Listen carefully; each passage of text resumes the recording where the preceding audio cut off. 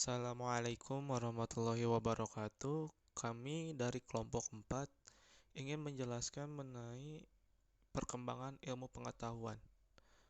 Ilmu pengetahuan tidak muncul secara mendadak, melainkan hadir melalui suatu proses mulai dari pengetahuan sehari-hari dengan melalui pengujian secara cermat dan pembuktian dengan teliti diperoleh dari suatu teori.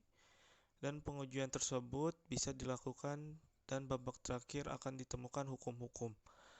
Dalam perkembangannya, ilmu pengetahuan terbagi dalam beberapa periode, di antaranya Zaman prasejarah.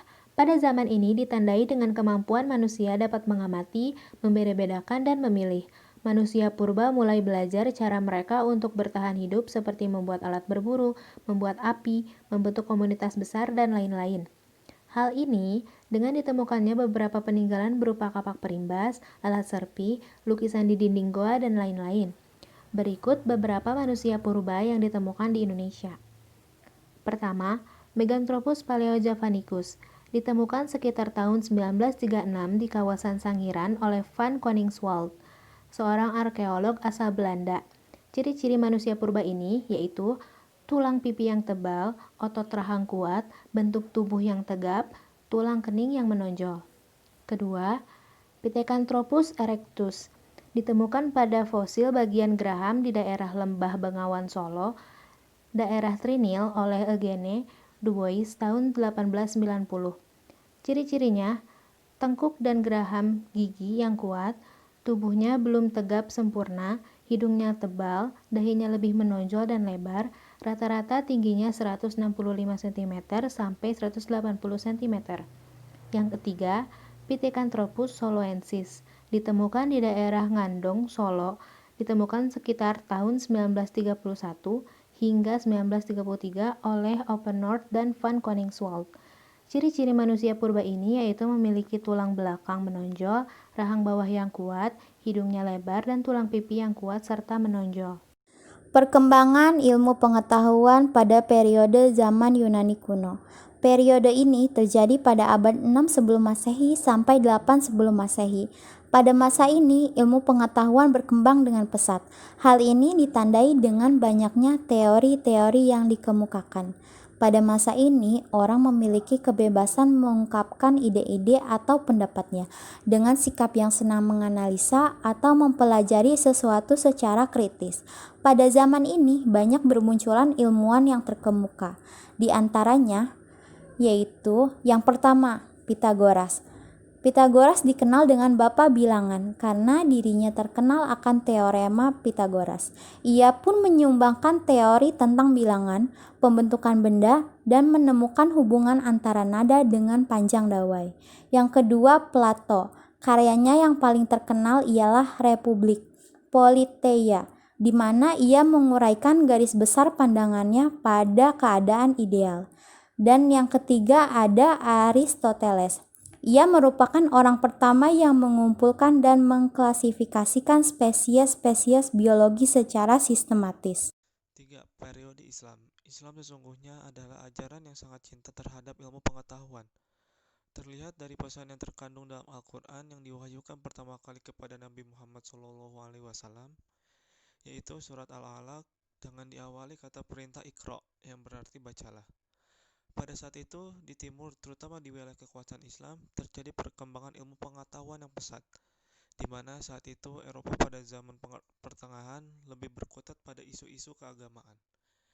Menurut Harun Nasution, keilmuan berkembang pada zaman Islam klasik, yaitu pada tahun 650 sampai 1250 Masehi. Ilmu pengetahuan sangat berkembang, mulai dari ilmu astronomi sampai ilmu filsafat. Ada beberapa ilmuwan yang terkenal di antaranya. Yang pertama adalah Abu Ali al-Husain, Ibnu Abdullah, Ibnu al-Hasan, Ibnu Ali, Ibnu Sina, atau Ibnu Sina, atau yang dikenal dengan nama Avicenna, adalah seorang polimet jenius asal Uzbekistan yang mendalami hampir semua ilmu pengetahuan, dari mulai filsafat, kedokteran, astronomi, hingga ilmuwan. Beliau berhasil menghasilkan mahakarya kedokteran yang berjudul Al-Qanun fi at-Tibb atau The Canon of Medicine, yang digunakan sampai abad ke-18. Yang kedua, Abu Yusuf Yaqub Ibnu Ishaq al-Sabah al-Kindi. Beliau dipercaya sama Khalifah Al-Ma'mun buat jadi ketua tim penerjemah naskah-naskah filsafat kuno dari Yunani dan Romawi di Baitul Hikmah. Dia juga mensintesa hasil pemikiran sendiri dengan membuat buku. Total jumlah buku yang telah ditulis lebih dari 260 buah.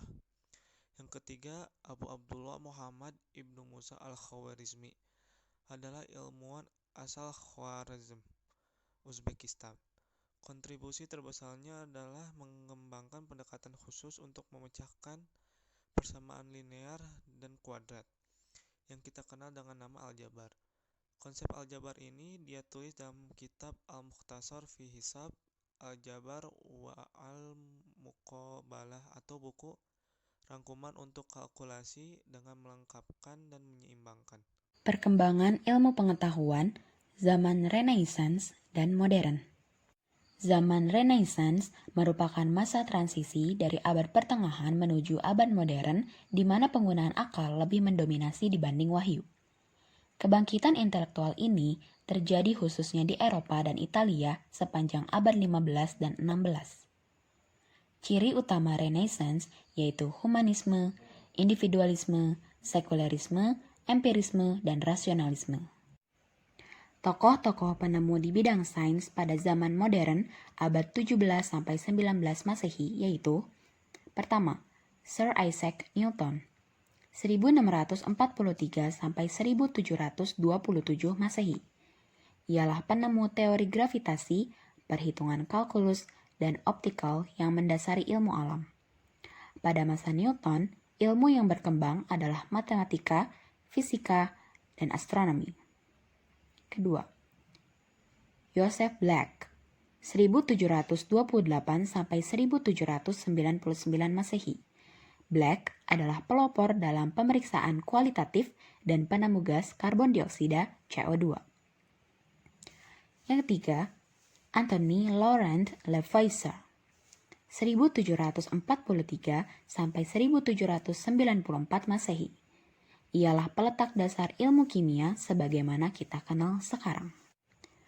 Tokoh-tokoh penemu di bidang sains pada masa Renaissance abad 15-16 Masehi yaitu: pertama, Nicolaus Copernicus 1473-1543 Masehi.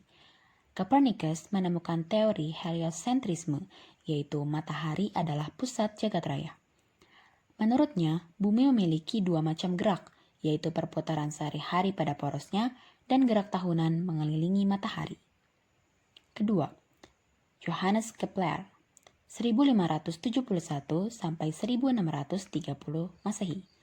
Merupakan ahli astronomi Jerman yang terpengaruh ajaran Copernicus.